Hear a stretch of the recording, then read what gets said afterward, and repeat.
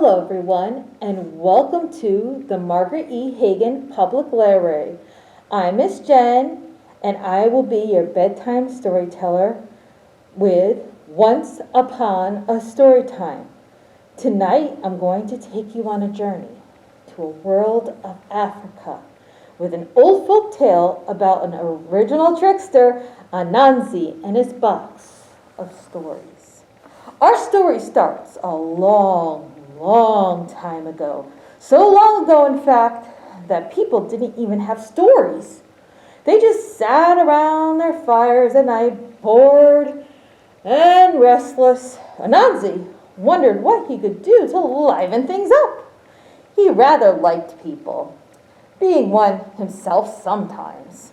I know, stories. He knew that all the stories were kept in a beautiful wooden box by Name, the sky god. Anansi spun a long, beautiful thread, and he scampered up to the heavens.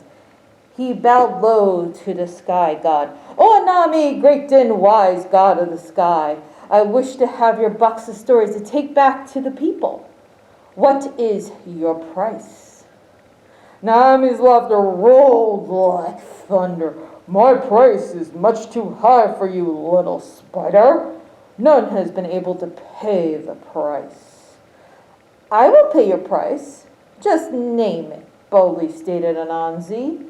"Very well. My price is the python who can swallow a goat, the leopard with teeth as sharp as spears, the hornets whose sting is like red-hot needles, and the foul fairy that no one can see. Bring to me all these, and my box with all the stories shall be yours." I will bring them," stuttered Anansi as he backed away to the sound of Nami's thunderous laughter. After he swung back down the silken thread, he shared the problem with his wife, and together they devised a devious plan. The next morning, Anansi marched into the forest, waving a big palm stick and muttering, "She's wrong. I know she is. He is much longer than this stick. I know I'm right, and she is wrong." The slick head of a python appeared over a branch in front of him. "What are you muttering about?" hissed the python. "It is my wife. She declares that you are shorter than this palm stick. But I say that you are certainly longer. I don't know how to prove that I'm right." "It's easy, silly spider. Just lay your stick on the ground and I will lie beside it." The python had difficulty keeping his coil stretched out straight. "Let me use my silk to keep you fastened to the stick," suggested Anansi, and he tied him to the palm stick again and again and again and again until it was fully bound. Anansi then brought the python who could swallow goat before the sky god. Next, Anansi dug a deep hole in the leopard's nightly path in the watering hole. When it was so deep, even a leopard couldn't escape. He carefully laid sticks across the hole and covered them up with leaves and earth. At dawn, Anansi heard screeching and scrambling down in the deep pit. He looked and said, "Good morning. Why are you in this hole?" "I'm falling in a trap, silly spider," snarled the leopard. "Help me get it out." He tied the top of a willow tree to the silken thread and offered it to the leopard. "Wind this around your tail." When the leopard tied it to his tail, he whooshed up into the air. The spider quickly wrapped the strong thread around the leopard and the tree again and again and again and again. When he was wrapped like a present, Anansi brought the leopard with the teeth as sharp as spears before the sky god. Then Anansi and his wife hollowed out a large gourd called a calabash and filled it with water. He poured half the water over his head, then threw the rest of the water over the nest of nasty hornets. As the angry, wet hornets swarmed Anansi, he moaned, "Oh no, the rains are early. Take shelter in my calabash until the storm is over." After they flew into the gourd, Anansi clapped the leaf over the hole and wound the thread around it again and again and again and again. Anansi then brought the trapped hornets, whose sting is like red-hot needles, to the sky god.